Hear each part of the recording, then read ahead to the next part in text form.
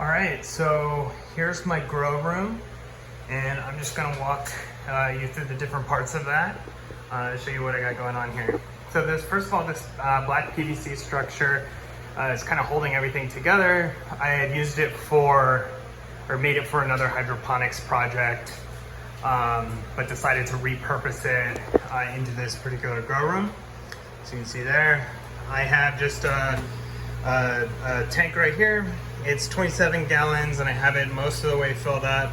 As you can see there will be 2 plants in here, deep water culture, so the roots will hang into here where the nutrients and water are kind of circulating around.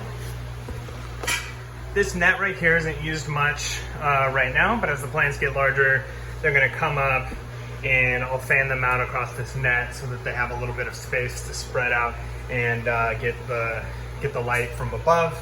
I have Mylar on the walls, which will help reflect some of the light. And so speaking of the light, I have this LED light right here. This is currently dimmed to about 50%, so it'll actually add quite a bit more light when these seedlings get a little bit bigger. I also have a light up here that I've attached, and I just had an extra light laying around, so I decided to put it up here.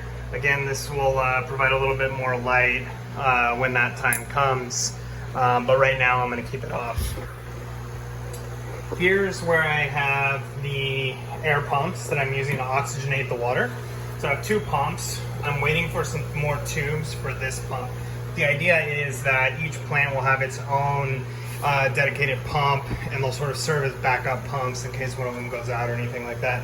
But right now I have 2 tubes that run into this hole right here. And if you kind of open this up a little bit, you can see they're attached to air stones at the bottom of the tank, which, let's see if I can pull one up. They're kind of in there.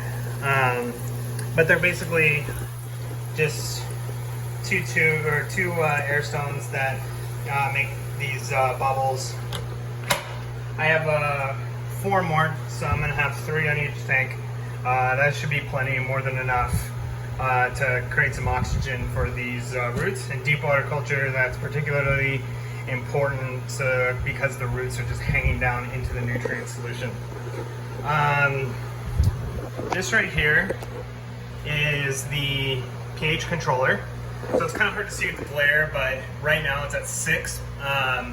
The pH is 6, which is exactly what I've set it as. So whenever that pH creeps up above 6, this solution right here, this pH down solution, is going to get pumped up through these tubes into this peristaltic pump right here, and which runs along here, zip tied and duct taped. And I have a tiny hole drilled over here. The reason for the duct tape and the zip ties is because I want to make sure that this tube stays above the water level, which is important for this type of pump. The actual pH is measured with a sensor that I have mounted to the side of the tank on the inside, and I also have a temperature probe that both go into here and plug in to that pH controller. And so right now it's at where I want it, but to sort of demonstrate how that works, I have some pH up solution, and so I'm going to put that in there, and let's hope that that causes this pH to climb above 6. So with these systems, yeah, so you can see it's at 6.1 right now. And so in a second, this pump is going to engage, and it's going to pump out a certain amount of this pH down solution. And so you can kind of see it going right there. So I have this set where it pumps for 10 seconds, and then it has an off period for about 1 to 2 minutes. That's to allow the solution to be properly mixed in to the water before taking another measurement. And so you can see it's still at 6.1. So that thing in a couple of minutes is going to go up again, and then eventually it will stabilize.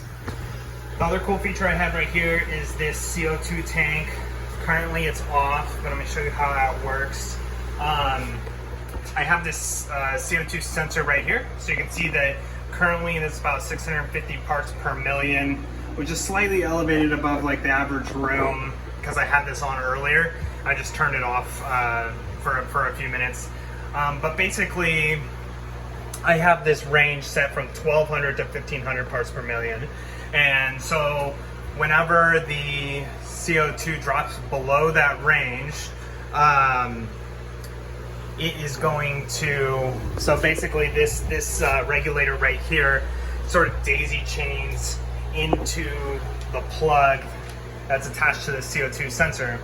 And so it will tell it to pump. It will, the CO2 will come from the container through this tube right here, which runs up the structure that I built. And then if you look up here, you can kind of see these zigzagging black tubes, which have like tiny laser etched holes in them. And so the CO2 rains down over the plants, which is better for, it's just like a better way of distributing the CO2 into the room. So like I said, right now I have it off. The other thing to notice is that it has this light saying daylight.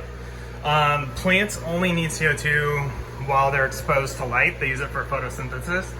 So when it's nighttime, or in this case when the lights are off, it won't actually pump any CO2 out, which is good for a couple of reasons. It'll help me preserve the amount of CO2 in my tank. I won't be unnecessarily keeping the CO2 levels elevated in this grow room, and my bedroom is next door, so while I sleep, I'd rather know that the CO2 is going to be completely off, just in case. Right here I have a third light. This is just like an extra light that I had, and I decided to hang it here. There's really no point in having that on right now, but eventually that will be a nice thing to have. Here's the different nutrients I use. General Hydroponics. This stuff is really good for roots and a couple of other things. pH up, pH down. pH down is the primary one that I'll be using, since hydroponic systems tend to creep up in their pH rather than down, and some tools and stuff. But yeah, anyway, thank you. Hope you found that somewhat informative. And all right.